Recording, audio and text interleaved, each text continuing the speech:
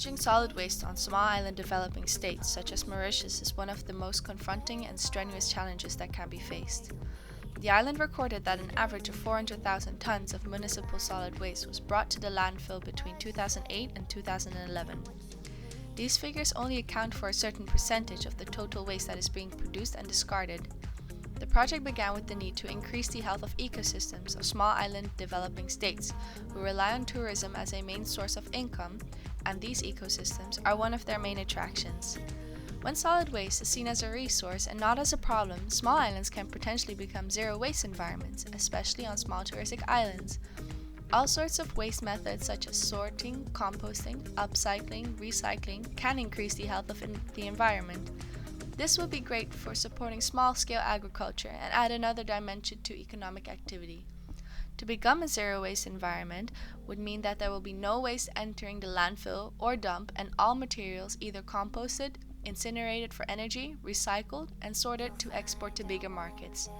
This way of thinking would significantly reduce the costs on landfill activities.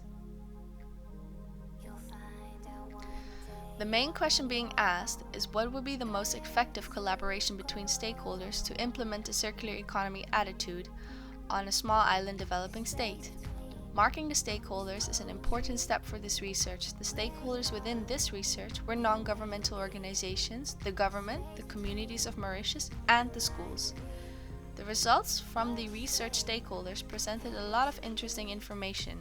I found that there is a significant lack of the basics of proper waste disposal, such as separating within the Mauritian community.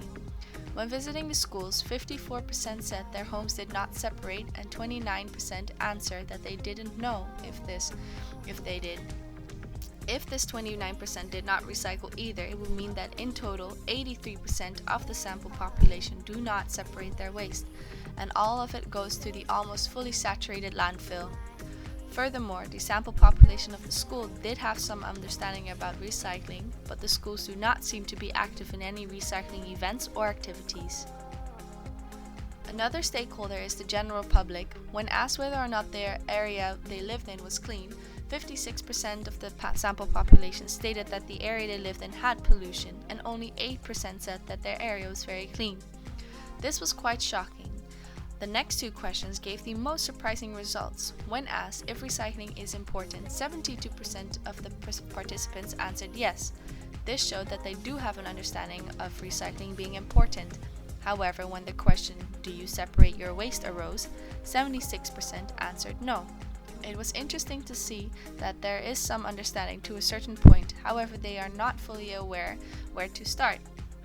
These results show that the people understand it is important for waste to be recycled, however they do not know where to begin, as well as the lack of opportunities to separate.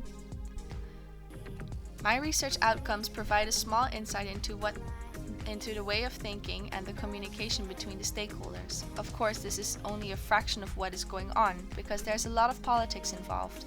This can pose as an implication that the government would prefer to continue with their current ways of waste disposal, leaving little power to NGOs and the community to make a difference. Although the government has made some small changes, such as banning plastic bags at supermarkets and replacing them with biodegradable plastic bags, and providing plastic bottle disposable bins near schools and making it fun and decorative, NGOs still need more support from the government, and the money being used to, for example, build another landfill should be spent more wisely.